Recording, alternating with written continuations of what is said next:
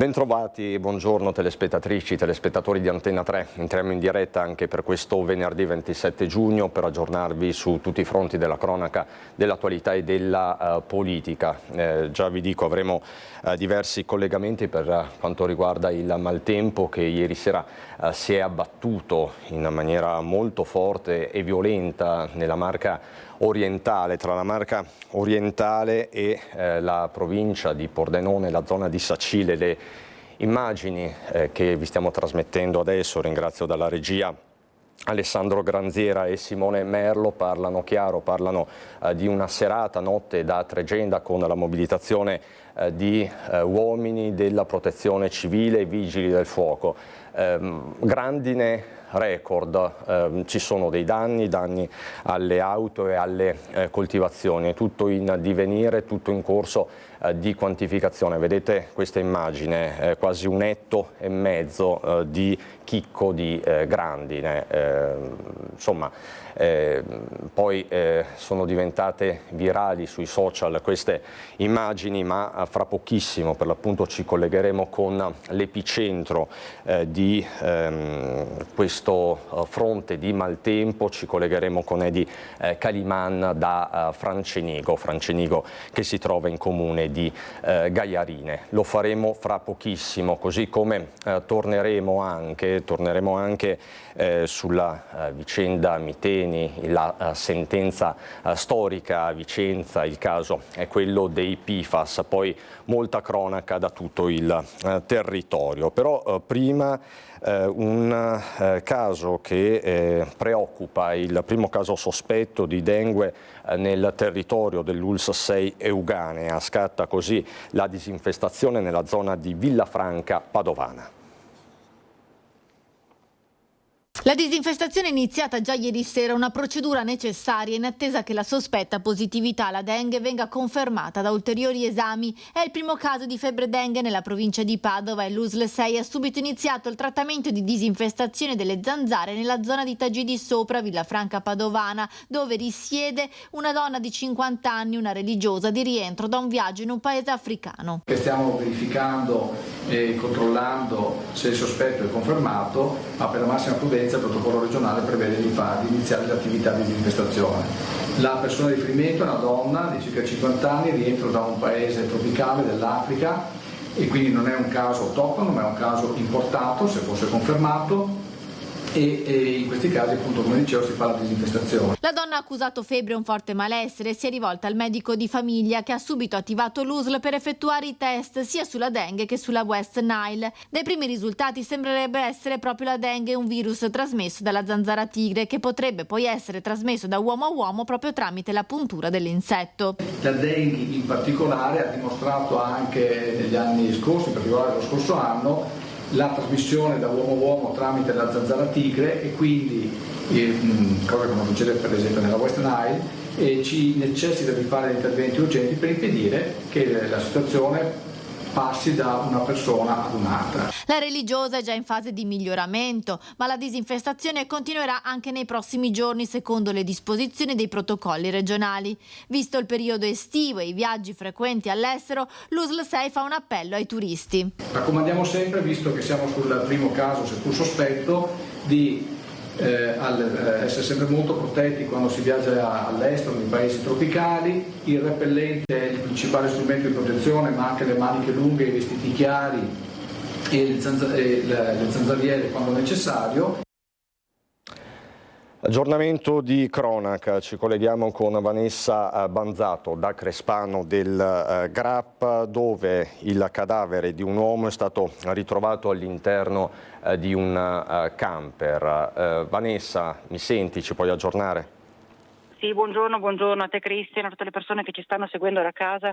Questa mattina è stato avvisato il 118, il SUEM da Pieve del Grappa è arrivato subito in cima a Grappa, siamo al parcheggio Meatte in zona Val de Agiara e appunto è stato trovato il corpo di un 53enne residente a Solagna, Loris Kuman, così almeno ci hanno riportato anche le forze dell'ordine.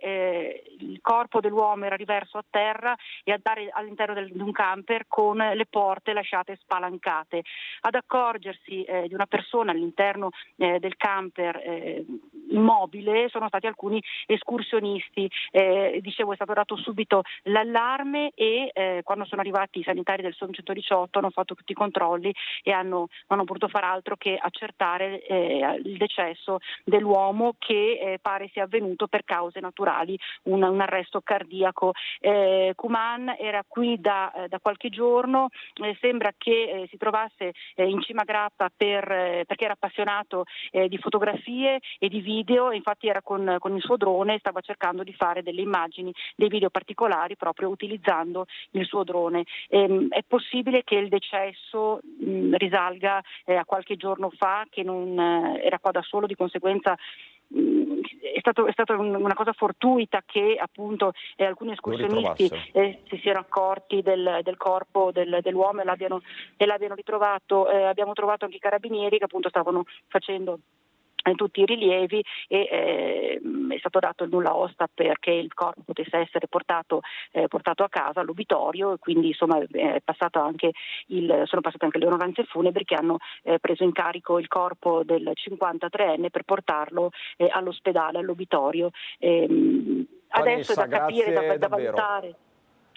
Grazie Vanessa, da Crespano del Grappa, Vanessa Banzato con tutti gli aggiornamenti su questo ritrovamento sul monte Grappa. I RIS di Parma sono stati chiamati per indagare invece sull'omicidio di Fatos Cenai avvenuto lo scorso 8 giugno, come ricorderete, a Fontaniva. Si attende anche la consulenza balistica del RIS di Parma per cercare di far luce sull'omicidio di Fatos Cenai, il 59enne albanese ucciso domenica 8 giugno da un colpo di pistola alla testa. Un colpo solo entrato da dietro l'orecchio sinistro per poi uscire da sopra il sopracciglio destro. Nessun bossolo è stato trovato sul luogo del delitto, una strada in aperta campagna a Fontaniva. L'autopsia non è riuscita a chiarire la tipologia dell'arma che ha sparato, da qui la necessità di un intervento degli esperti del RIS dell'Arma dei Carabinieri, che dovranno stabilire anche la traiettoria del colpo esploso. Quel giorno il 59enne stava andando in bicicletta a lavorare in un maneggio di cavalli poco lontano da casa sua in via Casoni.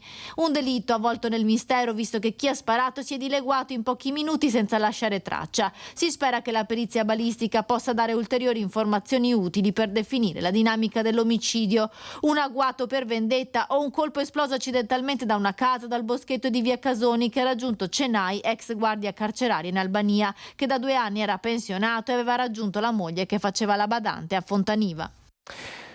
Allora, come sapete, ieri sera c'è stato un nuovo allarme a Cancia di Borca di Cadore, con l'Alemania che è stata chiusa in via precauzionale e poi riaperta. Ci sono degli aggiornamenti da parte dell'assessore regionale alla protezione civile Giampaolo Bottacina. Possiamo vedere anche delle immagini. A seguito della colata detritica che si è verificata appunto nella serata di ieri, si è registrato lo scalzamento di una cisterna interrata con conseguente scivolamento verso valle. Tale evento ha comportato la fuoriuscita di gasolio che ha interessato il torrente Boite. Sul posto stanno operando vigili del fuoco, volontari della protezione civile e ARPAV per il posizionamento delle panne assorbenti. Vi mostro anche un'altra immagine particolarmente significativa, eccola, così appunto.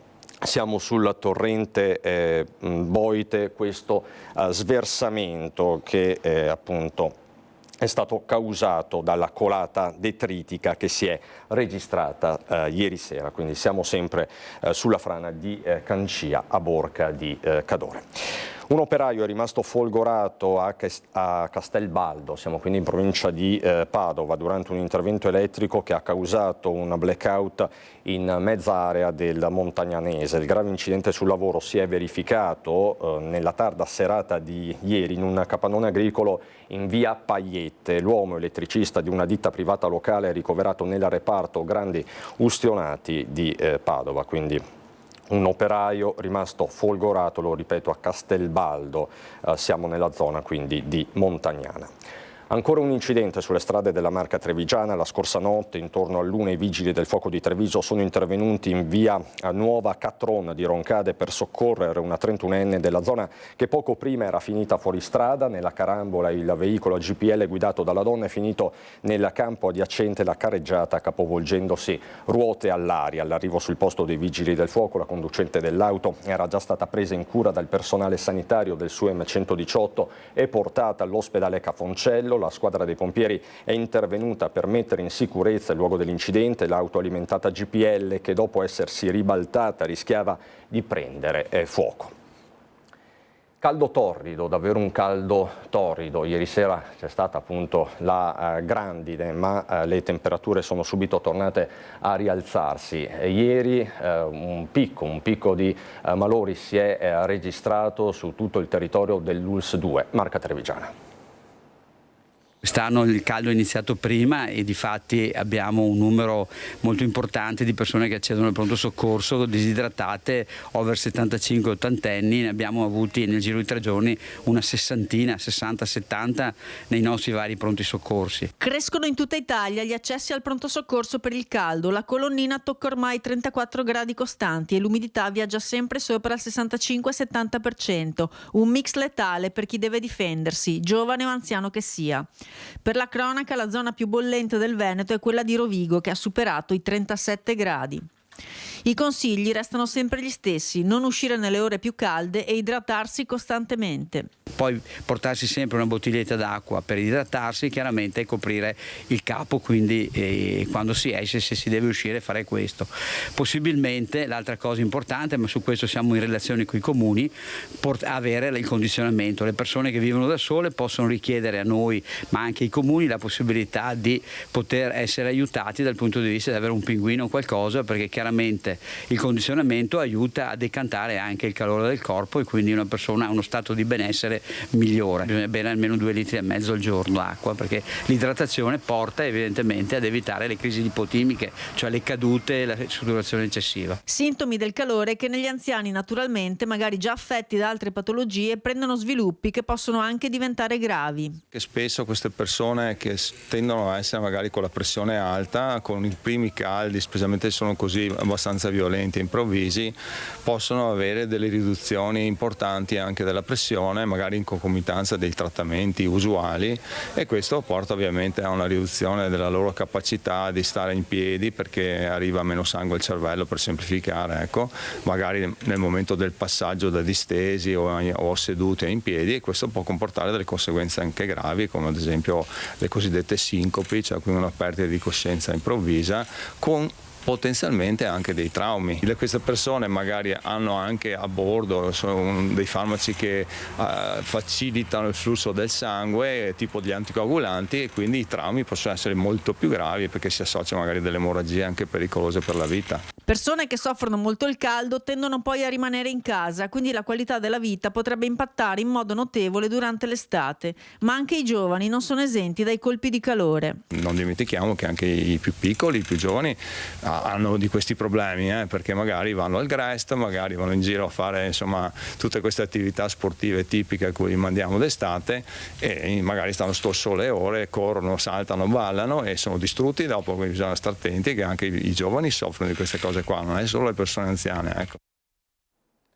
Il processo Miteni, ieri la sentenza storica del Tribunale di Vicenza, e noi ci colleghiamo con il Tribunale di Vicenza con Luisa Bertini per tutti gli aggiornamenti di un caso che ovviamente ha fatto e continua a far discutere. Luisa, buongiorno.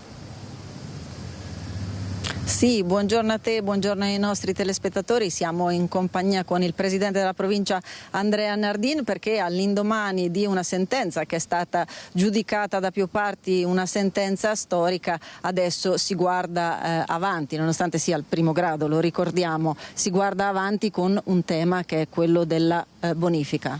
Sì, una sentenza storica, un momento di storia qui ieri al Tribunale di Vicenza. Quello che ora è l'aspetto più importante è innanzitutto la messa in sicurezza del sito, quindi impedire la fuoriuscita di FAS, e poi il progetto di bonifica per mettere in sicurezza definitivamente il sito. Ecco, prima di addentrarci nelle problematiche relative e nella gestione di quello che sarà poi la messa in sicurezza e la bonifica, io guarderei insieme a voi quello che è stato l'esito della sentenza di ieri. Sentiamo.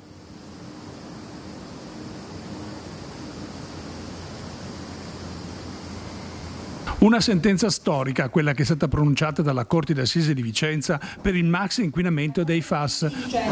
In nome del popolo italiano, visti gli articoli 533, 535, Codice di procedura penale, dichiaro Osoda Maghi responsabile dei reati di cui ai capi A e B. Dopo 6 ore di Camera di Consiglio, la Corte ha disposto 141 anni complessivi di carcere ai vertici della ex Miteni di Trissino, chiamati a rispondere nei diversi periodi storici in cui hanno amministrato l'azienda chimica. Previsti 58 milioni di euro di risarcimenti vari. Articolato il dispositivo che ha previsto la soluzione parziale per alcuni imputati, ma che nel complesso ha accolto e superato le richieste della Procura in un clima di festa liberatoria dei comitati radunati per il pronunciamento. Vi è una conferma delle imputazioni, quella di avvelenamento di acque, di disastro ambientale innominato, di inquinamento ambientale e anche, non dimentichiamolo perché è distonica rispetto all'oggetto giuridico dell'inquinamento, per il reato di bancarotta fraudolenta con profili anche innovativi che possiamo definire sotto molti profili bancarotta ambientale, da condotte di inquinamento che si riflettono sulla correttezza dei bilanci e delle scritture contabili della società. È meglio che stia zitto perché sono rispettoso delle istituzioni, quel che ho da dire sono molte cose, le dirò nei motivi d'appello, che è la sede appropriata. Eviterei tutte le cose che ci sono state qua che mi sembrano fuori luogo. Grazie. Sembrerebbe che siano stati esclusi dal risarcimento danni gli ex lavoratori della Miteni, che sono le persone più contaminate da queste sostanze al mondo. Chiaramente questa è una decisione che ci lascia sorpresi e amareggiati. Adesso vediamo, ovviamente dovremo aspettare le motivazioni per vedere qual è la giustificazione per cui non sono stati riconosciuti i risarcimenti dei lavoratori. Sono stati invece riconosciuti quelli delle associazioni ambientaliste, però chiaramente questo ci lascia con l'amaro in bocca. Allora, è stato accolto, anzi è stato anche modificato quello che è stato richiesto dal PM, perché il PM aveva anche ipotizzato delle assoluzioni. Siamo soddisfatti, credo sia stata una sentenza coraggiosa, assolutamente restitutoria anche per gli interessi delle parti che ho rappresentato, e credo di poter ringraziare la Corte e i colleghi per il lavoro immenso che è stato fatto in questi anni. Ora la strada non è certo in discesa, abbiamo altri 2 gradi del giudizio, tuttavia questa sentenza ci dà sicuramente coraggio. Ecco, l'avete sentito, questo è un primo passo appunto per quello che è stato un processo storico anche in termini numerici, perché ricordo che sono state coinvolte circa 300 parti civili, che è durato 4 anni in Corte d'Assise con 134 udienze, sono stati sentiti circa 200 persone, e riguarda anche una delle falde acquifere più grandi d'Europa, quindi con il coinvolgimento di 3 territori, Vicenza, Padova e Verona, e 350.000 cittadini. Io torno a chiedere al presidente della provincia, Andrea Nardin, che oggi ci ha raggiunto, che cosa si sta facendo adesso per quello che riguarda la messa in sicurezza. Sì, adesso la parte molto importante che è in corso è appunto la messa in sicurezza, che vuol dire cercare di fare in modo che i FAS non fuoriescano dal sito. C'è tutto un sistema di palancolato con profondità anche rilevanti di 30 metri e oltre, di palancole che praticamente vanno a perimetrare tutto quello che è il sito oggetto di intervento, e poi dei pozzi che prelevano l'acqua e la filtrano prima di reimmetterla in circolo. Questo è il sistema attuale di messa in sicurezza, che sarà terminato a brevissimo, dopodiché si tratta di attuare il progetto di bonifica che è in fase di stesura in collaborazione con gli enti coinvolti e con le parti che ieri sono state condannate appunto al ripristino del sito stesso, e quindi il prossimo passo è avere in conferenza dei servizi il progetto di bonifica. Su questo come provincia saremo vigili, come lo siamo stati in questi 4 anni durante il processo con la nostra avvocatura, assieme alle mamme no FAS che mi sento di ringraziare per il loro impegno nell'interesse del territorio. E proprio a proposito delle mamme no FAS e delle tante associazioni ambientaliste che hanno un po' portato alla luce per questi anni quella che è il tema e la sensibilizzazione sul tema ambientale, sentiamo il loro commento a caldo di ieri e poi la linea può tornare allo studio. Sì, è un riconoscimento importante non solo per noi, ma per la Francia, per tutta l'Europa e per tutto il mondo. Tanto è vero che tutti gli altri gruppi ambientalisti e tutte le mamme belghe, danesi, francesi continuano a scrivere ininterrottamente e sono qua che aspettano che gli diamo risposta. Non è una sentenza solo per noi, è una sentenza per tutto il mondo, per tutta Europa, per tutto il mondo. Sì, oggi possiamo dire che giustizia è fatta. Questa è una battaglia che Legambiente ha iniziato nel 2014, quando il nostro circolo locale fece la prima denuncia. Si è costituito un grande fronte di popolo inquinato, tante associazioni, tante mamme, e noi siamo felici di questa sentenza che deve essere solo l'inizio, perché adesso c'è da fare la bonifica di tutto il sito produttivo e di tutta la zona inquinata con le falde contaminate. Ho chiesto una sentenza esemplare, mi pare che esemplare lo sia stato, quindi va bene così, le sentenze vanno rispettate, ma siamo soddisfatti.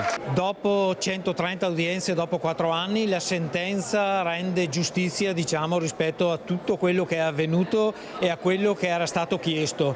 Quindi siamo soddisfatti non tanto per le pene, siamo soddisfatti perché finalmente passa il principio che chi inquina deve pagare.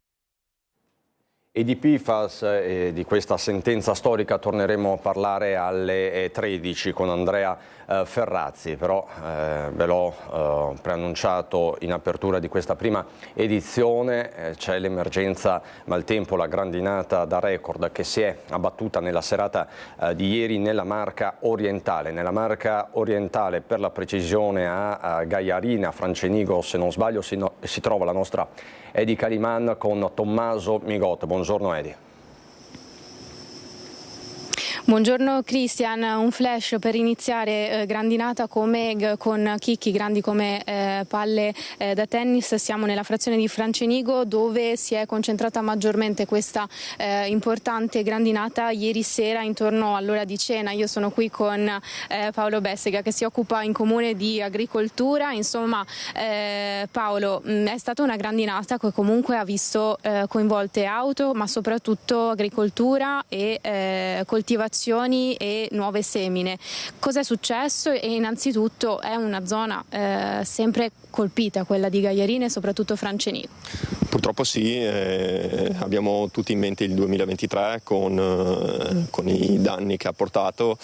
Fortunatamente questa volta sembra l'impatto sia stato notevolmente inferiore. Sì, i danni ci sono stati e soprattutto in agricoltura, nelle vigne, in una fase molto importante questa e anche nei seminativi. Sembrerebbe che anche delle segnalazioni che fortunatamente ne sono arrivate pochissime, ci sia solo qualche danno, qualche coppo, case, abitazioni, aziende, sembrano essere tutto a posto al momento. Attendiamo comunque. Noi vediamo, Cristian, nelle immagini che probabilmente la regia sta mandando a copertura del nostro collegamento, insomma questi grandissimi chicchi di grandine, e il consigliere qui con me mi diceva prima fuori microfono mentre attendavamo la linea che in realtà, pur essendo un fenomeno comunque estremo, perché abbiamo visto la grandezza di questi chicchi di grandine, la loro conformazione, ha preso una parte del territorio molto ristretta e voi siete reduci da quella fortissima grandinata del 2023, motivo per cui vi fa dire sostanzialmente ha fatto pochi danni, ma comunque i danni ci sono. Sì, assolutamente i danni ci sono. Io parlo ovviamente anche da imprenditore agricolo e questa mattina, già di ieri sera, abbiamo visto che i danni ci sono stati. Fortunatamente l'area è abbastanza ristretta, abbastanza limitata, però però dobbiamo contarli e purtroppo non si vedono subito, si vedranno sicuramente nei prossimi giorni meglio, ma qualche danno l'ha fatto indiscutibilmente. Cosa si valuterà per fare una quantifica poi dei danni complessivi? Un po' l'esperienza ovviamente che ti porta a vedere quali sono i danni, e poi ci saranno i prossimi giorni che si vedrà come la pianta reagirà al danno che c'è stato, all'evento che c'è stato. Una quantificazione in perdite si può già fare, una stima? Dipende ovviamente dalla zona, ma credo che non si sia sotto dal 30 al 50% nei punti dove ha colpito di più. Cristian, questo è un flash, noi ci troviamo in questo parcheggio proprio perché lì sotto, adesso Tommaso mi aiuterà con le immagini, c'è una pizzeria e c'era moltissima gente ieri che cenava proprio qui, ha avuto delle macchine danneggiate. Ovviamente noi proseguiamo questo nostro viaggio in questo territorio, andremo a vedere anche con l'aiuto di Paolo Bessega insomma quali sono stati effettivamente i danni nelle coltivazioni. A tra poco, Cristian.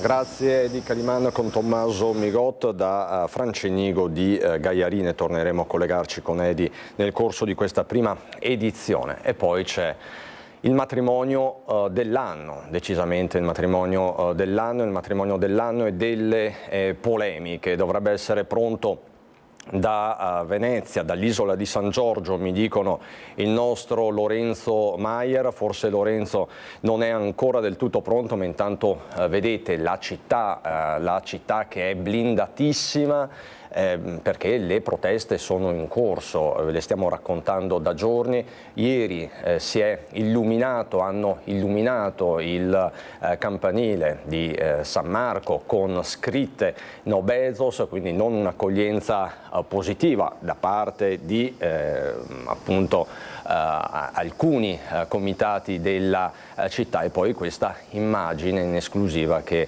è riuscito a catturare il nostro Lorenzo Maier. Lorenzo, forse adesso mi sente, chiedo alla regia. Sì, Lorenzo, mi senti? Ci sentiamo? Buongiorno. Sì, buongiorno Cristian. Lorenzo, dove ti trovi? Telespettatori. Allora, siamo nell'isola di San Giorgio Maggiore a Venezia, precisamente siamo davanti all'ingresso del Teatro Verde, così è chiamato, dell'isola di San Giorgio, dove tra qualche ora, presumibilmente al tramonto, intorno alle 18-19, anche se l'orario non è stato ancora ufficializzato, andrà in scena, possiamo dire così, il matrimonio più atteso dell'anno, più atteso e anche blindatissimo, come dicevi giustamente. Ieri è stata una giornata campale per Venezia, con proteste scenografiche e anche pericolose, devo dire, perché i manifestanti sono saliti fin sopra a uno dei piloni portabandiera in piazza San Marco, proprio davanti alla Basilica. Comunque, al di là della concitazione e del pericolo per le persone che hanno compiuto questo gesto, tutto è andato abbastanza bene, ma una Venezia assolutamente blindata. L'isola, oggi ci spostiamo nell'isola di San Giorgio Maggiore, dove appunto ci troviamo, dove le immagini di Sandro Ponchio vi stanno facendo vedere quello che sarà l'ingresso. Vedete questo tendone, un tendone nero, che non sarà, lo chiariamo subito anche per i nostri telespettatori, i VIP, gli invitati d'onore non arriveranno qui, entreranno dall'altra parte dell'isola direttamente dai loro motoscafi. Qui c'è la security, ci sono tutti coloro che si stanno occupando di questa cerimonia, che abbiamo usato un termine credo appropriato, messa in scena, nel senso che il matrimonio, da quanto abbiamo appreso, non sarà un matrimonio reale con gli effetti civili, perché i due futuri sposi, promessi sposi, si sono in realtà già uniti in matrimonio in America, con rito ovviamente civile, perché per Bezos si tratta del secondo matrimonio, per cui una messa in scena in grande stile, devo dire, almeno si preannuncia così, non trapela nulla, ma abbiamo saputo che Lady Gaga dovrebbe questa sera addirittura cantare, è stata data, vista in arrivo a Venezia. Ecco, questo possiamo dirvelo. È un momento di preparazione, appunto i circa 200 invitati arriveranno, si presume al tramonto, anche perché qui ora fa molto caldo e certamente si approfitta dell'orario serale per inscenare, ecco, queste nozze. Comunque per ora da Venezia tutto regolare. Se non hai domande, Christian, ti restituirei la linea.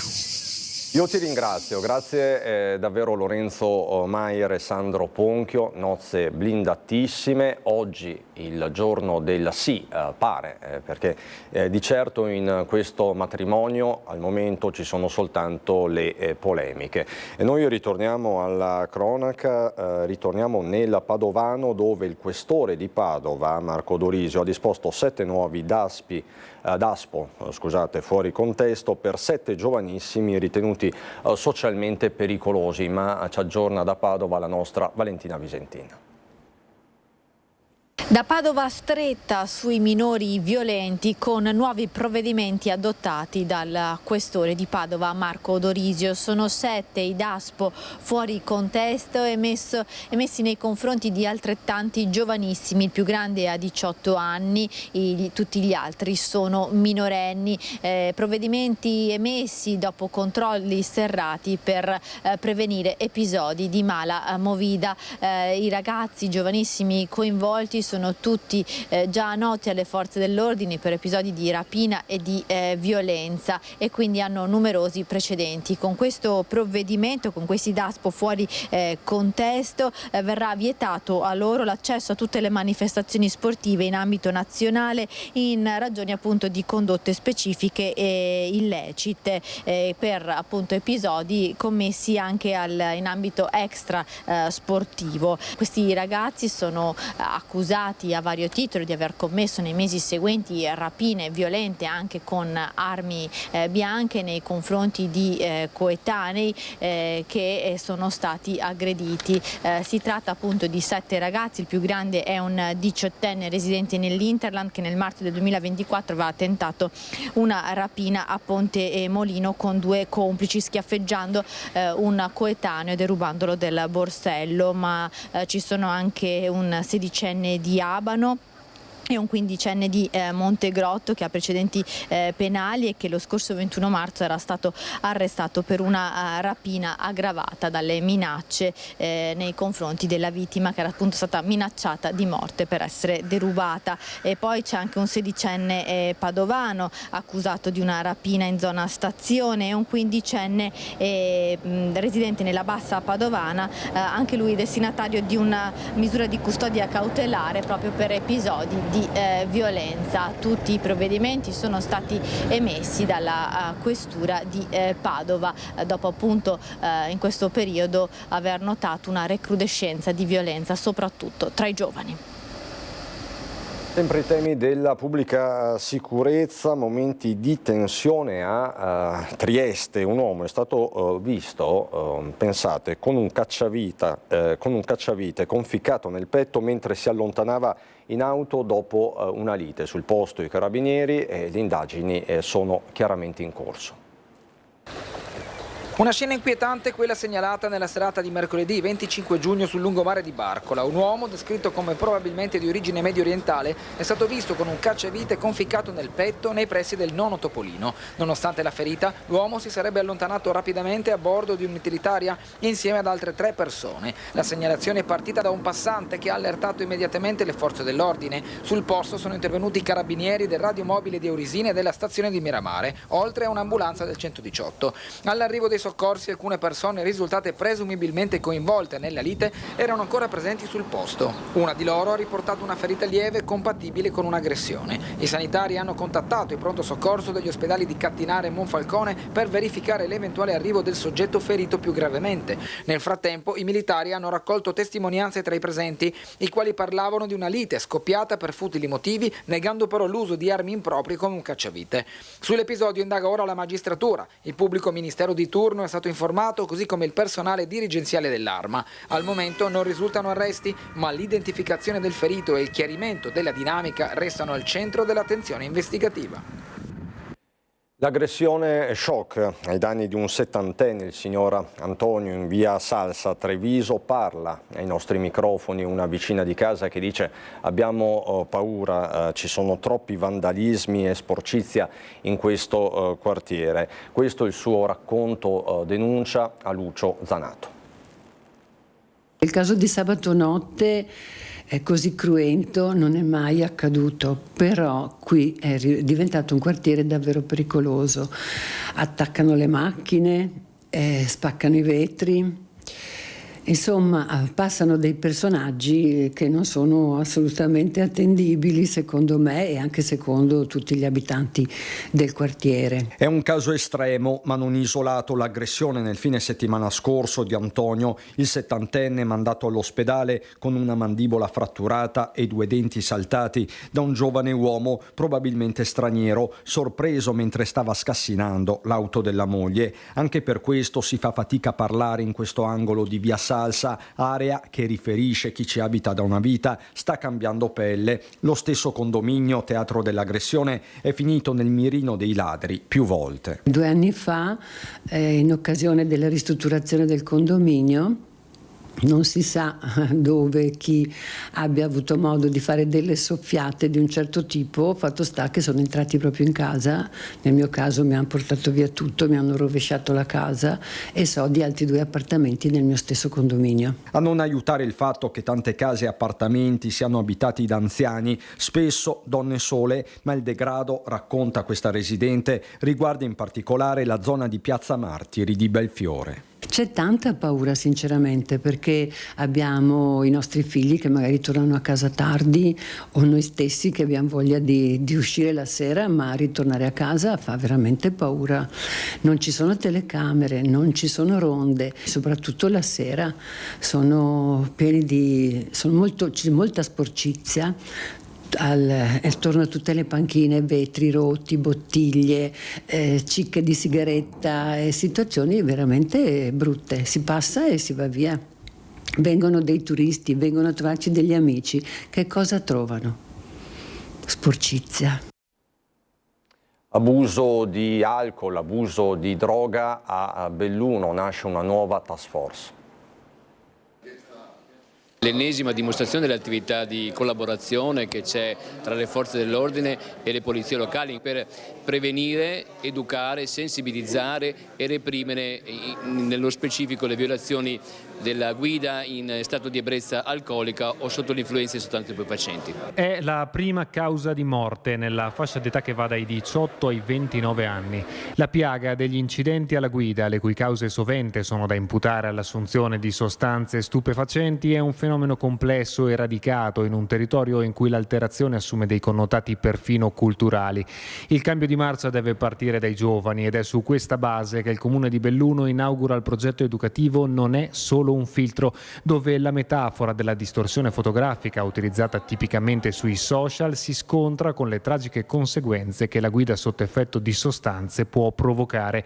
350.000 euro il fondo erogato dal Ministero degli Interni da tradurre in incontri nelle scuole e nei luoghi di ritrovo, nella fissione di materiale informativo, nell'acquisto di un simulatore di guida in stato alterato con visori ottici, oltre che nel rafforzamento dei controlli coordinati delle forze dell'ordine sul territorio. È una pluralità di azioni che abbiamo messo in campo per formare, per informare, per rendere i cittadini, soprattutto quelli più giovani, consapevoli e far assumere in capo a loro quel senso di responsabilità e per sé e per gli altri che è fondamentale soprattutto per chi si mette alla guida. L'idea di fondo è che questo progetto possa essere la rappresentazione plastica di come si dovrebbe fare la prevenzione. mettendo insieme le azioni di contrasto, le azioni normative, le azioni sanzionatorie, le azioni informative con la formazione, con la presenza nei luoghi dell'intrattenimento, del divertimento. Perché la minaccia repressiva non produce effetti concreti nel lungo periodo, come neppure l'informazione sterile.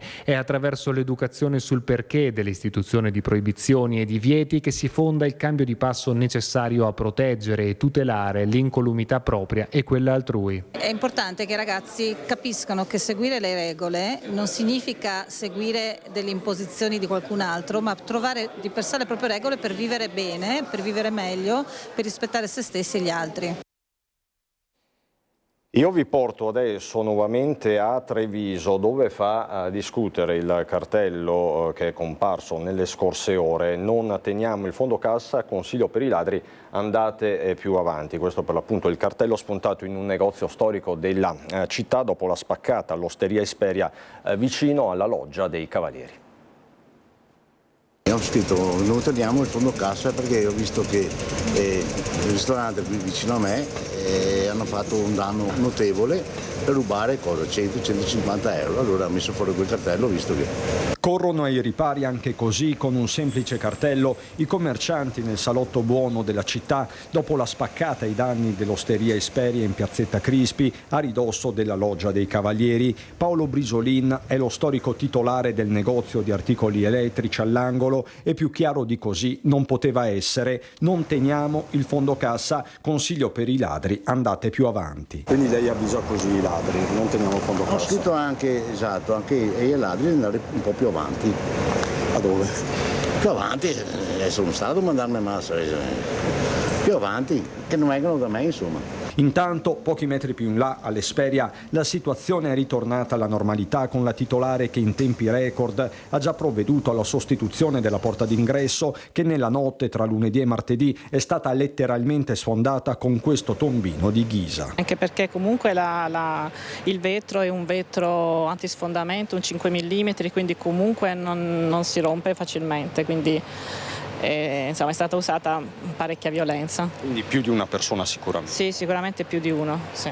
Una volta all'interno i ladri hanno fatto man bassa, zero remore per un blitz che sarebbe durato qualche minuto. Hanno prelevato il fondo cassa, più o meno 200 euro, e un computer, il POS, e una bottiglia e uno zainetto di un dipendente che era nello spogliatoio al piano superiore con insomma, i vestiti del dipendente. Immediata la denuncia ai carabinieri, si cercano dettagli utili dalle telecamere del centro, anche se nessun occhio elettronico sarebbe puntato su questo angolo di città. La stessa Lo Schiavone sta pensando di dotarsi di videosorveglianza interna, finora non ce n'era stato il bisogno, in 16 anni di attività è la prima volta che capita all'Esperia, mai un furto né un atto vandalico. E adesso? E adesso siamo un po' più preoccupati. Perché comunque non si è, insomma, quando si verifica poi una cosa per la prima volta desta preoccupazione. Questo l'umore tra i commercianti del centro storico di Treviso. Possiamo guardare insieme per un attimo le notizie principali riportate dal Gazzettino.it. Va a fare video con i droni e muore a 53 anni. Il corpo scoperto da un amico. È la tragedia che vi abbiamo raccontato con Vanessa Banzato, collegandoci da Crespano del Grappa, e poi appunto le nozze di Bezos. Poco fa ci siamo collegati con il nostro Lorenzo Maier che ci ha preannunciato il concerto di Lady Gaga. Con Lady Gaga ci sarà anche Elton John, quindi sempre più VIP stanno raggiungendo Venezia in queste ore per il matrimonio dell'anno. Ma noi ritorniamo sulla grandinata dei record fra pochissimo, qualche minuto di pubblicità e ritorniamo in diretta.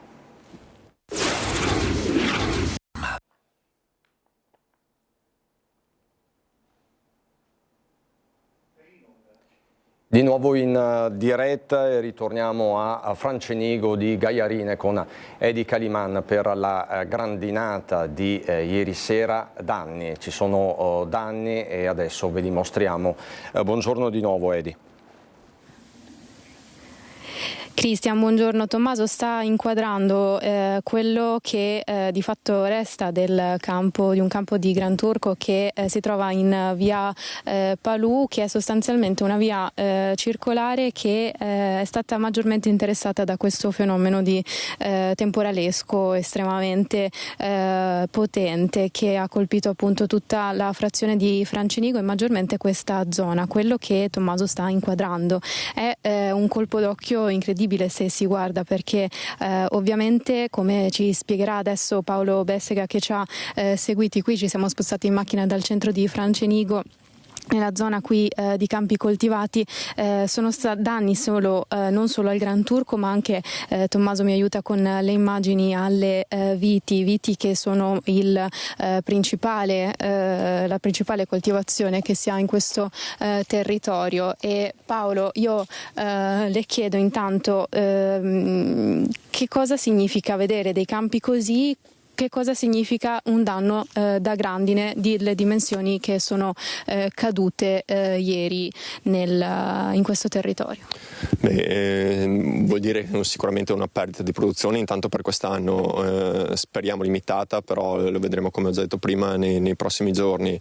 Vuol dire anche essere un po' più attenti nella stagione autunnale, perché il nostro lavoro richiede che i tralci che ci sono in questo momento saranno quelli produttive il prossimo anno. Se sono colpiti, lesionati o addirittura rotti, ovviamente sono persi. In agricoltura infatti si ragiona in modo diverso dall'industria, cioè una pianta è sempre quella che produce, non è che si ripiantano piante nuove ogni anno, e che quindi un danno come quello che era accaduto nel 2023 porta danni permanenti anche negli anni successivi, e quindi ovviamente ha una produzione minore in questo senso. Sì, assolutamente. La pianta è comunque un essere vivente, di conseguenza le conseguenze vengono riportate anche negli anni successivi, e speriamo che questa volta sia stato un danno inferiore. Lo speriamo anche questa volta che sia stato un danno inferiore, ma come ho detto prima lo vedremo nei prossimi giorni.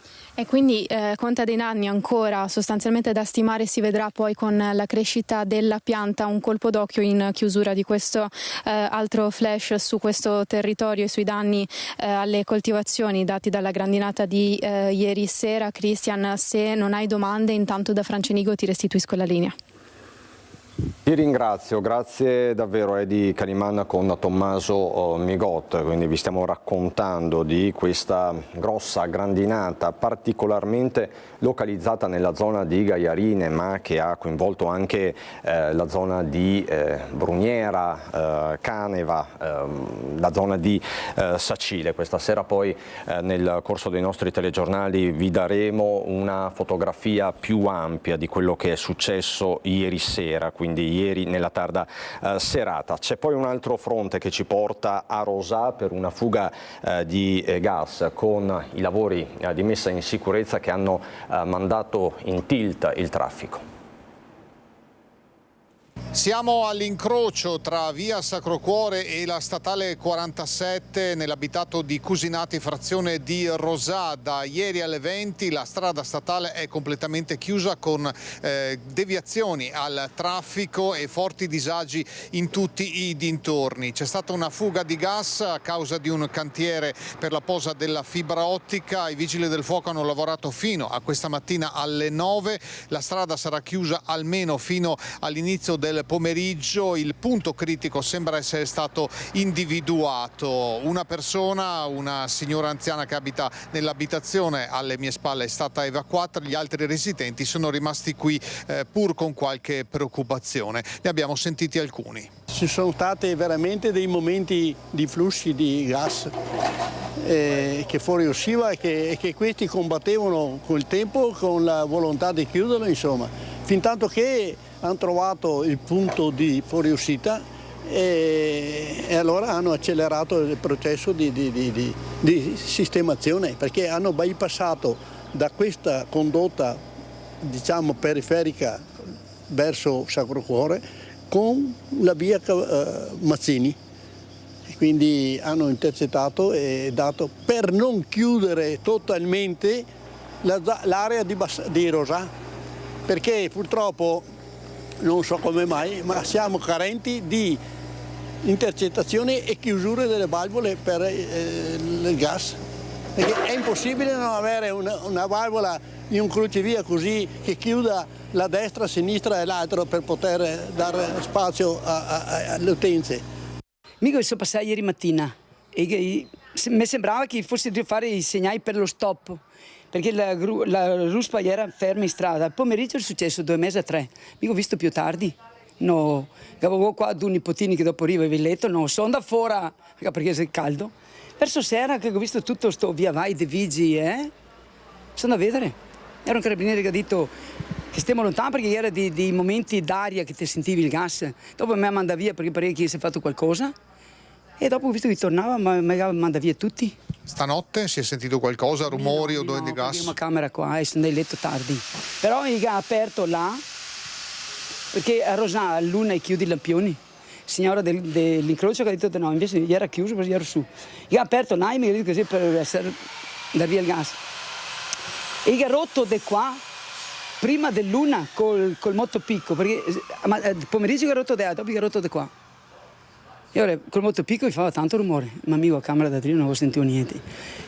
Una delle conseguenze del cantiere per la sistemazione della fuga di gas è il traffico. Centro di Rosà, traffico davvero in tilt, soprattutto il problema riguarda i mezzi pesanti e la direttrice nord-sud da Bassano verso Cittadella e viceversa. Nonostante le criticità sono riusciti comunque a risolvere nella notte, ad effettuare un bypass, quindi adesso stanno ripristinando e attendiamo insomma entro le prossime ore di riprendere, di riaprire quella che è la viabilità ordinaria, perché comunque nella tarda serata di ieri è stato necessario per mettere in sicurezza, far lavorare in sicurezza gli operai, chiudere la statale all'altezza dell'incrocio principale di Rosà e poi l'intersezione con l'incrocio semaforico di Via Brega. Quindi notevole disagio per le tante persone e per i tanti mezzi che attraversano Rosà, che si aggiunge al disagio delle attività e delle case che vivono attorno all'intersezione dove è avvenuto il guasto, dove è avvenuto il danno. Il disagio c'è stato, però sono intervenuti con prontezza per cercare appunto di risolvere il danno. Hanno aiutato in maniera importante le forze dell'ordine, i carabinieri, la polizia locale, ma anche e soprattutto i vigili del fuoco che appunto si sono fatti carico di comunicare alla prefettura e di chiedere la chiusura della strada. Così dunque a Rosà, adesso a Montagnana, per raccontarvi una storia, quella di un condominio Ater rimasto senza aria condizionata in giorni difficilissimi. Questo è il complesso di Via Legora a Montagnana. Questa è la centrale termica che fa rumore, quindi usa energia, usa gas, ma non fa freddo. Qui siamo al caldo praticamente dall'inizio dell'estate, non è mai andata. L'Ater non risponde più ormai e i tecnici che vengono dicono che c'è una rottura grande e che tocca all'Ater decidere se aggiustare o no. Noi però intanto stiamo al caldo. Questa è la testimonianza del signor Pierluigi, uno dei residenti del complesso Ater di Via De Gora a Montagnana. 30 famiglie in ostaggio del caldo, con bambini e malati cardiopatici che devono combattere con temperature in casa anche di 32 gradi. Io sono qua in casa con il vento, ma cosa fa un ventilatore? Niente, anche solo quel poco di caldo che c'è per sentire. Guarda, adesso sto guardando qua il termometro che c'è in cucina a 31 gradi mi segna. Non si può, cioè ci mettono proprio in una situazione, non riesco neanche io a spiegarla come può essere, capito? Non si respira, non si vive. Sua moglie mi ha detto oggi vado a mangiare fuori perché mio marito non cammina. Io il forno per farlo mangiare o il fornaio, quello che vuol dire, non lo accendo, perché non si può stare in casa anche con il fornaio acceso per preparare i pasti. Gli inquilini nei prossimi giorni incontreranno anche il sindaco di Montagnana, ma chiedono un intervento all'Ater, a cui anche noi andremo a chiedere una risposta. Allora, ho sentito ieri che hanno detto che l'Ater ha detto che ci sono problemi, che però loro non hanno nessuna intenzione di di riparare le caldaie. Vabbè. E noi ora cosa dobbiamo fare? Noi siamo pronti ad aprire la nostra pagina dedicata ai temi dell'ambiente e della sostenibilità con Andrea Ferrazzi. Ci collegheremo con il cuore degli Appennini, ma parleremo anche di temi di stretta attualità. Non potremo non partire dalla Miteni e dal caso PFAS, ma lo faremo fra un minuto esatto di pubblicità, fra poco.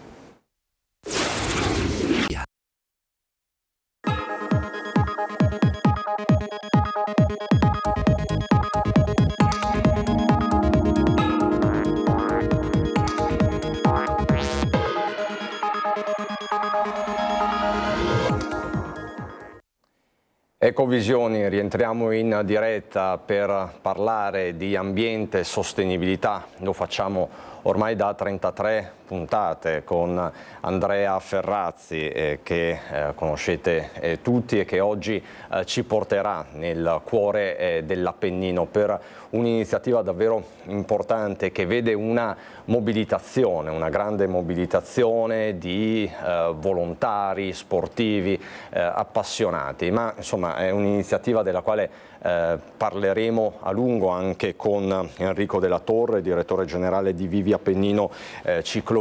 Adesso li vedo collegati perché appunto sono dal cuore dell'Appennino, quindi buongiorno Andrea Ferrazzi, buongiorno Andrea e buongiorno appunto Enrico Della Torre, direttore generale di Vivi Appennino Ciclovia. Poi vi spiegheremo cos'è questa bella iniziativa e vi porteremo in giro per gli Appennini, però insomma la cronaca e l'attualità incombono, Ferrazzi, non possiamo non partire dalla sentenza storica di ieri, il caso PFAS, il processo Miteni. Sono stati condannati 11 manager, una pena complessiva di 141 anni e 70 milioni di euro. Ci siamo collegati nel corso della nostra prima edizione con Vicenza e tutti parlano appunto di una sentenza storica. È davvero così storica questa sentenza, Ferrazzi?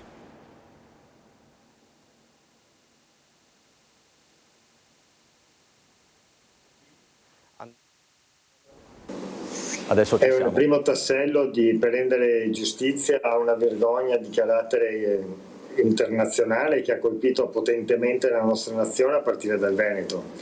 Abbiamo più volte ricordato in questa trasmissione che l'Alto Commissario delle Nazioni Unite Marco Sorigliana, in visita al Veneto, aveva definito l'inquinamento da PFAS il più grande inquinamento ambientale della storia d'Europa, e almeno 350.000 veneti contaminati profondamente da questa sostanza, che tra l'altro è causa di innumerevoli malattie, anche molto gravi. Una falda acquifera, la seconda più grande d'Europa, che è stata profondamente inquinata tanto da non essere nemmeno utilizzabile a fini agricoli, e una devastazione tra l'altro anche a livello sociale. Voglio ricordare qui le mamme PFAS che da anni combattono, che per anni nella solitudine hanno dovuto combattere per chiedere giustizia. Ecco, queste sono le immagini appunto del giudizio di ieri.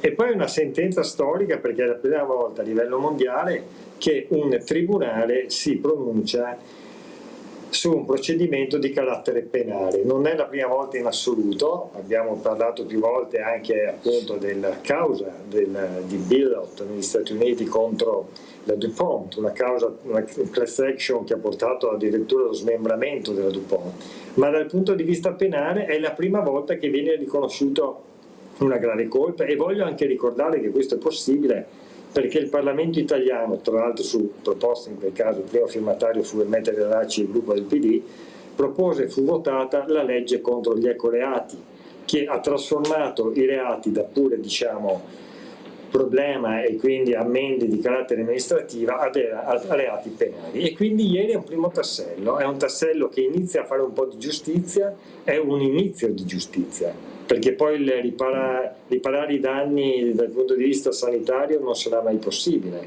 perché riparare i danni dal punto di vista ambientale non sarà mai possibile totalmente. E però è un inizio, non può essere la fine, ma certamente in questo è un buon inizio. Ferrazzi, un buon inizio. Prima eravamo collegati con il presidente della provincia di Vicenza, ora il tema è quello della bonifica.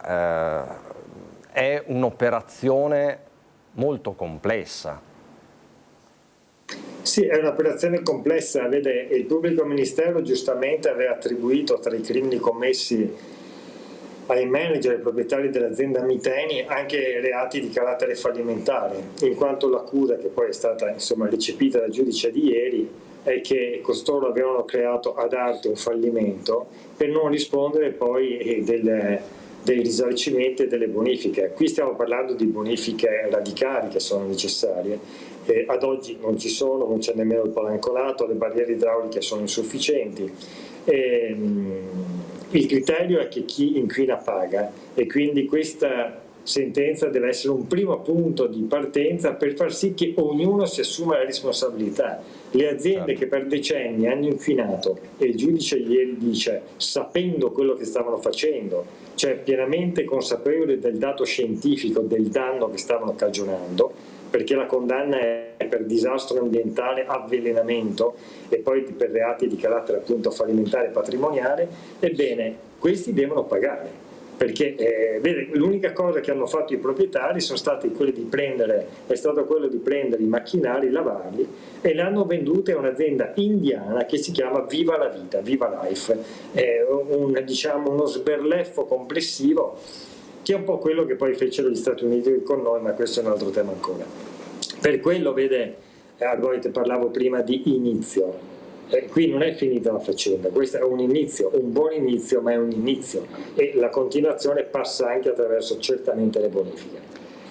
Un tassello fondamentale. In maniera telegrafica, Ferrazzi, c'è chi dice è stata fatta giustizia, quindi non possiamo utilizzare ancora questi termini entusiastici ed entusiasmanti. La strada è ancora lunga. I termini, qui siamo davanti a un dramma, non è uno spettacolino.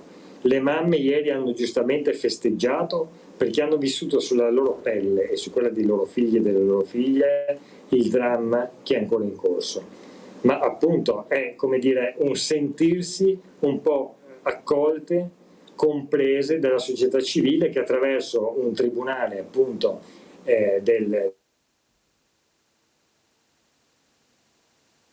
Ecco, il collegamento si è per un attimo frizzato, adesso lo ripristiniamo senza problemi, se mi sente Andrea Ferrazzi. Andrea Ferrazzi si trova, e adesso voltiamo pagina, nel cuore dell'Appennino emiliano, per una iniziativa che vuole valorizzare le aree interne del paese, le aree montagne, l'alta montagna, la media montagna. Qui vedete uno dei video cosiddetti promozionali. Perché? Perché appunto è una iniziativa che parte dalle due ruote, parte dalle biciclette, ma poi appunto coinvolge tutti i borghi dell'Appennino. È un'iniziativa che sta veramente riscuotendo successo e che diventa anch'essa una chiave di sostenibilità, un modo per conoscere le bellezze italiane, le bellezze del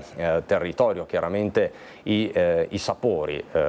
Ferrazzi con il suo ospite Enrico Della Torre si trova oggi proprio nella parte di Reggio Emilia, quindi potete immaginare quale patrimonio enogastronomico ci sia in queste ampie vallate. E quindi insomma con Andrea Ferrazzi e Enrico Della Torre, non appena sarà possibile il collegamento, parleremo proprio di questo, di questa bella iniziativa. Lo vedete anche dalle immagini. Eccoci qui nuovamente, Andrea Ferrazzi. Ho in qualche modo introdotto il tema e anche le immagini sono molto significative. Ferrazzi, ecco, perché oggi lei si trova nel cuore dell'Appennino di Reggio Emilia?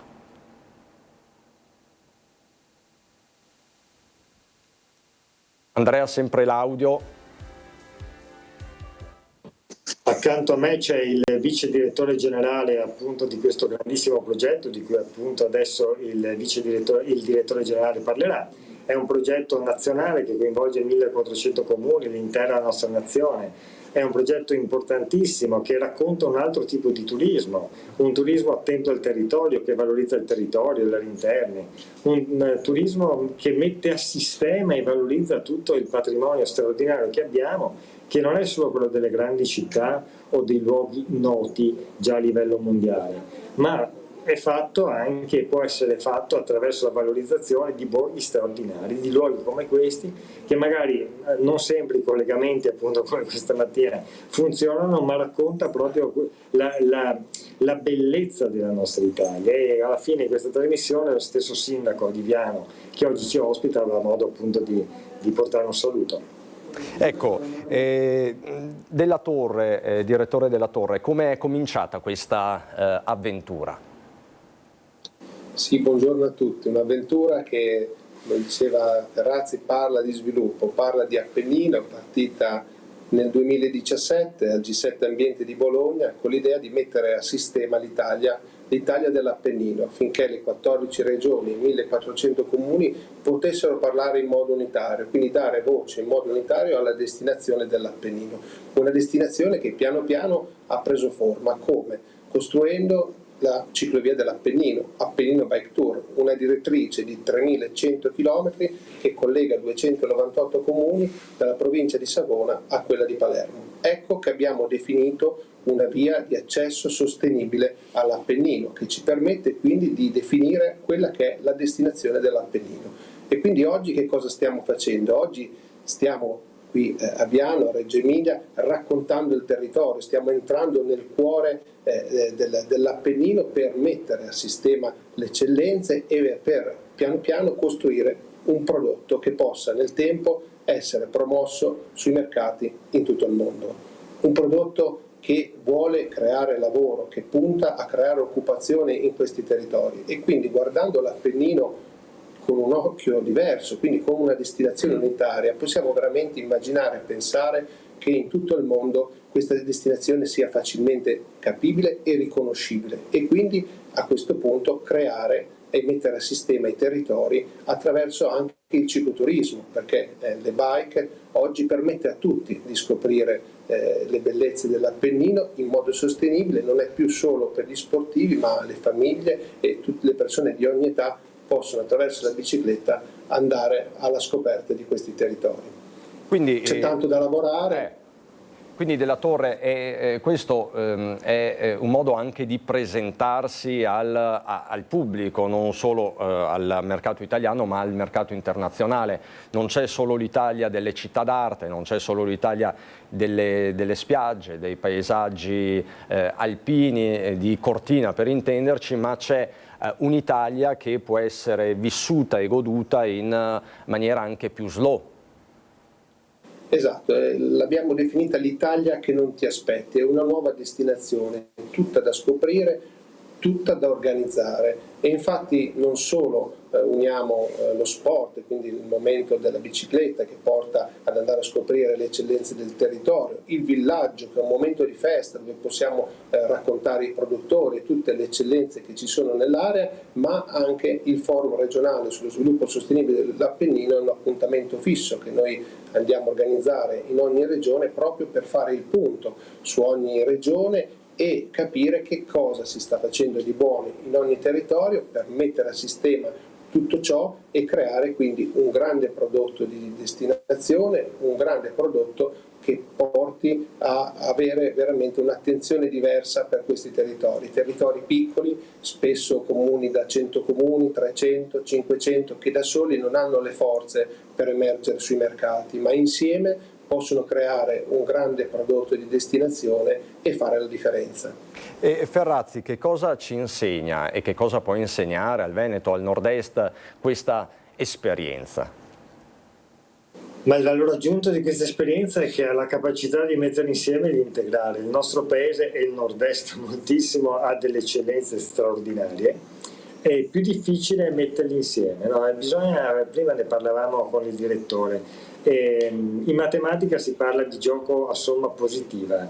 E quando c'è la capacità dei singoli luoghi di mettersi in relazione in rete con altri luoghi, di fare il sistema, bene, lì non ne perde nessuno, ma non solo non ne perde nessuno, ne vincono tutti. A livello internazionale avere la capacità di creare un percorso che ha il fil rouge, se vogliamo, appunto del percorso ciclopedonale, ciclabile in particolare, che parte da Savona, dalla Liguria, e per arrivare fino alla Sicilia, ma attorno a questo avere la capacità di raccontare i borghi, le terre, quelle meno conosciute, terre a volte anche abbandonate dalla popolazione proprio perché non c'è l'attività economica, che può trovare proprio nel turismo dolce, nel turismo lento, una fonte per riqualificare e permettere, mettere le condizioni, creare le condizioni alle comunità di vivere. Ebbene, questo è un grandissimo progetto, è una grande idea, cioè è proprio l'idea di capire che c'è un'Italia altra, appunto, che si mette insieme nelle sue specificità e che si offre a un mercato internazionale, perché il brand Italia certamente funziona, ma generalmente, appunto, come diceva lei, Orboit all'inizio, quando si parla d'Italia in Giappone piuttosto che in Cina, piuttosto che negli Stati Uniti, si parla di Venezia, di Roma, si parla di Firenze, di Milano, un po' di Torino, a volte Napoli, oppure appunto di alcune spiagge.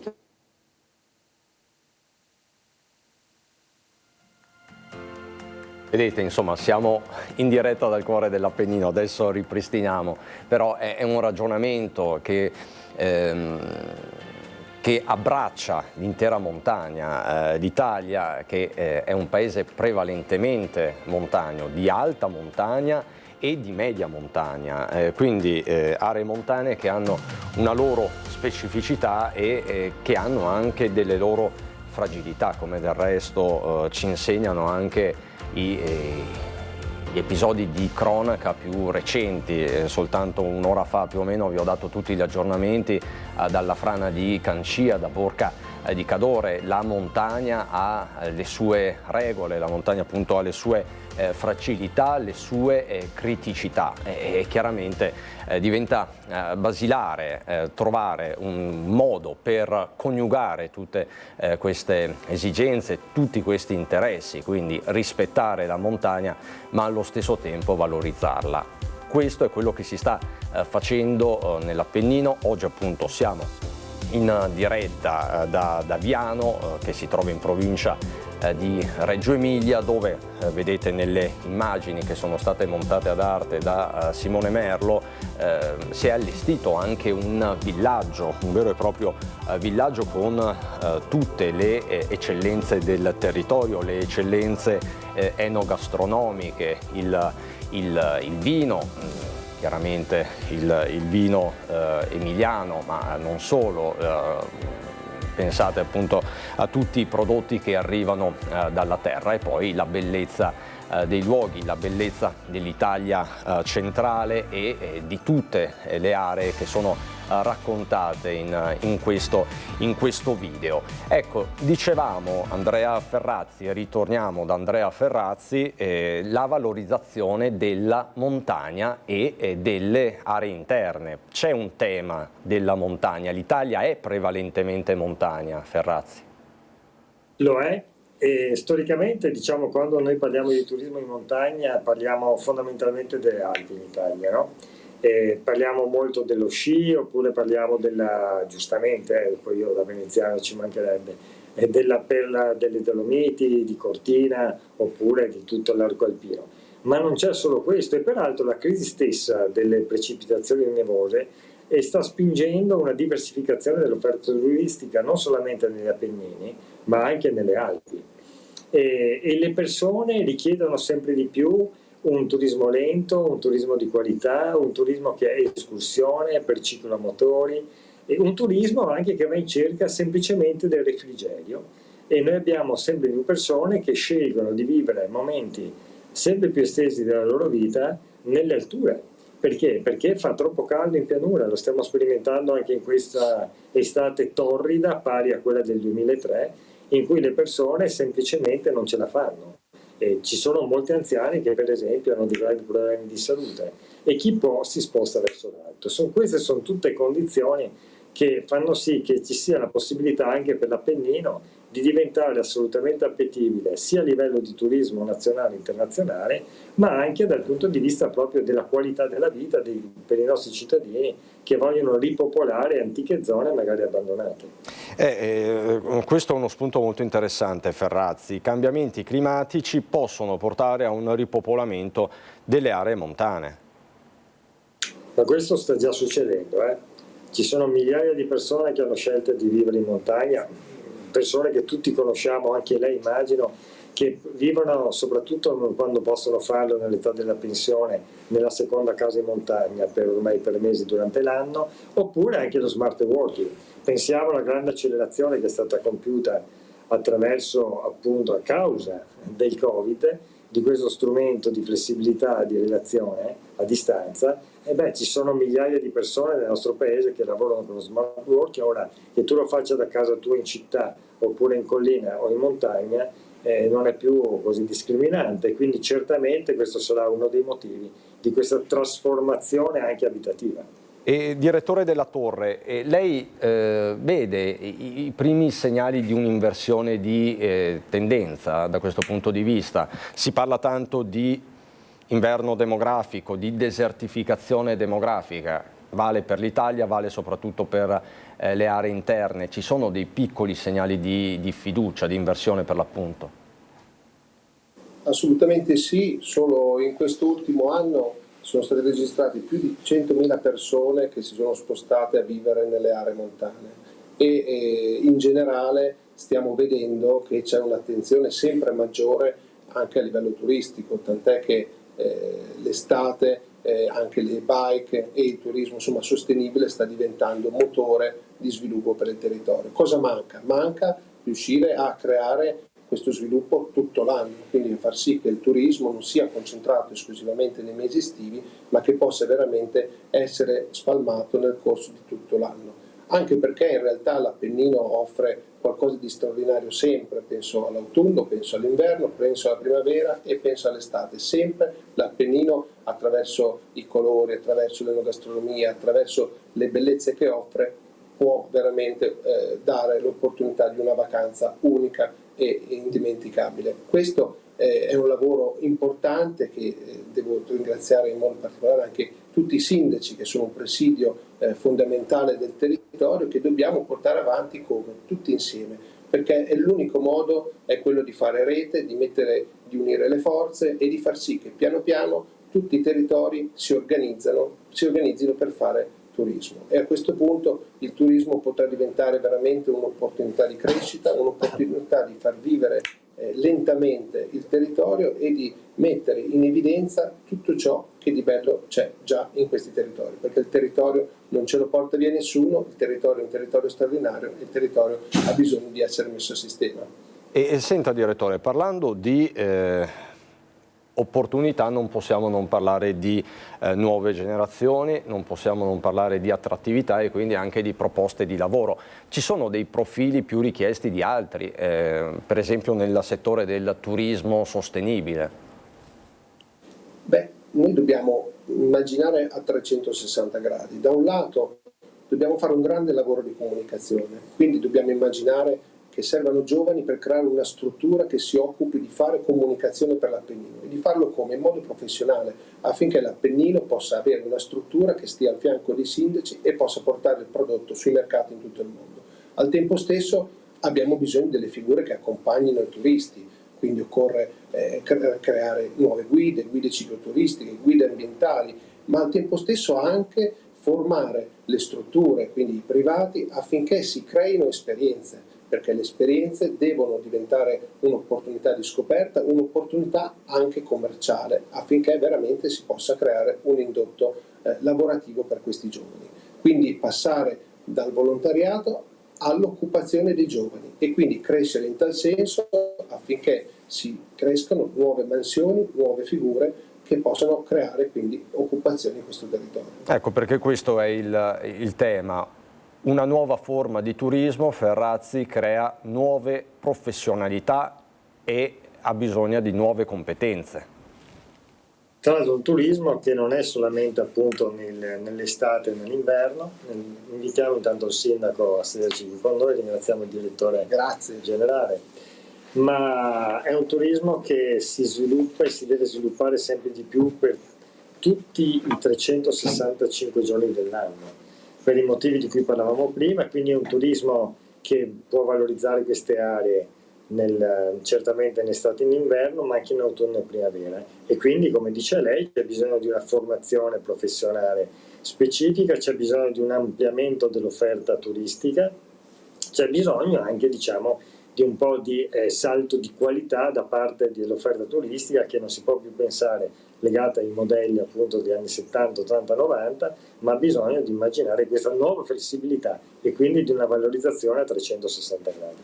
Ci ha raggiunto il sindaco di Viano, lo saluto e lo ringrazio, Fabrizio Corti. Buongiorno. Un saluto a voi. Sindaco. Un saluto e ringrazio. Lei ha seguito la nostra discussione. Quale futuro per Viano? Lei è fiducioso? Ecco, sì, noi cominciamo ad essere fiduciosi, e ciò che è stato detto prima di me anche dal direttore della Torre, proprio questo, stiamo sentendo questa inversione di tendenza, questa voglia della gente di riabitare, di rivivere quei posti che una volta furono abbandonati per carenza di lavoro. Noi abbiamo una fortuna di essere alle porte dell'Appennino, quindi siamo un comune montano che vive vicino alle aree artigianali, siamo nel comprensorio della meccatronica, siamo città della meccatronica e abbiamo la fortuna di avere una parte di lavoro. Però sentiamo anche che nella parte del turismo, e oggi abbiamo avuto un bellissimo segnale da parte di Appennino Bike Tour Festival, il solo pensare alle 600.000 visualizzazioni di ciò che è stato presentato in questi ultimi giorni ci fa pensare bene, ci fa capire che l'interesse può essere anche quello di vivere i nostri borghi, di vivere le nostre culture, di vivere i nostri territori e di far sì che anche con quegli strumenti poveri, che poveri poi non sono, ci sono bici che hanno dei costi anche di un certo livello, però insomma con questi strumenti possiamo anche pensare a portare persone a vivere il nostro splendido Appennino, ecco. Assolutamente. Tra l'altro lei sindaco tocca un tasto, e poi andiamo a conclusione, tocca un tasto importantissimo. Le aree interne, le aree di montagna non sono solo luoghi di turismo più o meno sostenibile a seconda di dove ci si trova, ma anche luoghi dove c'è una vivace manifattura, spesso piccola manifattura. Quindi lei ha citato il distretto della meccatronica, la meccanica di precisione, quindi si tratta di trovare una ricetta economica che faccia dialogare tutte le filiere. Assolutamente sì, quello che è stato fatto nel nostro comune grazie a un'impresa del territorio è la sinergia anche con le scuole. Abbiamo creato laboratori e anche vere e proprie attività legate alle esigenze del nostro territorio, sia con le università sia con gli istituti superiori che abbiano già da anni, io parlo di 15-20 anni fa, si è pensato a sviluppare questo tipo di tecnologia e di far sì che a oggi ci siamo trovati preparati. Un'azienda che viveva di 40-50 operai una ventina d'anni fa, oggi siamo arrivati circa a 2000 operai, quindi, o 2000 dipendenti, quindi una bella soddisfazione legata a uno sviluppo di imprenditoria privata che ha visto un futuro rigoglioso soprattutto per i giovani. Questo è stato per noi una bella attrattiva ed è stato bello anche oggi arrivare ad avere questo riconoscimento di città della meccatronica. Non è cosa da poco, comunque tutto passa attraverso l'aggiornamento delle competenze, Ferrazzi. Chiudiamo così, la sfida della sostenibilità può essere vinta solo se si affronta la sfida delle competenze. Sì, tenendo conto che sostenibilità è anche sostenibilità economica, non solo ambientale. E questo è un progetto, perché per esempio questo progetto è inserito nella grande programmazione dell'ASVIS, dell'Alleanza Italiana per lo Sviluppo Sostenibile, proprio per questo, perché sostenibilità noi immaginiamo ambiente, ma non è solo ambiente. Quando parliamo dei 17 obiettivi delle Nazioni Unite parliamo di lavoro, di economia, di sanità, di educazione, di lotta alla povertà, di giustizia sociale. E questo è un esempio che mette insieme l'ambiente, l'economia, la società, di rivitalizzazione del nostro territorio e portare ricchezza, portare benessere, che è esattamente quello che dobbiamo fare. La prossima settimana, Ferrazzi, un'anticipazione. La prossima settimana saremo da un'altra parte della nostra nazione, saremo in Val d'Aosta, parteciperò a un forum di carattere internazionale sul tema dell'energia e quindi sarà il momento di parlare di energia e anche di salutare, perché sarà l'ultima puntata di Ecovisioni prima della pausa estiva, per poi rivederci naturalmente in autunno. Allora io vi ringrazio, grazie come sempre Andrea Ferrazzi, grazie al sindaco di Viano Fabrizio Corti, grazie a Enrico Della Torre, direttore generale Vivi Appennino Ciclovia. Insomma, vi abbiamo raccontato questo scorcio di Appennino e questo modello di sostenibilità. È davvero tutto anche per oggi, vi do appuntamento con l'informazione in diretta a partire dalle 18, ovviamente sempre qui su Antenna 3.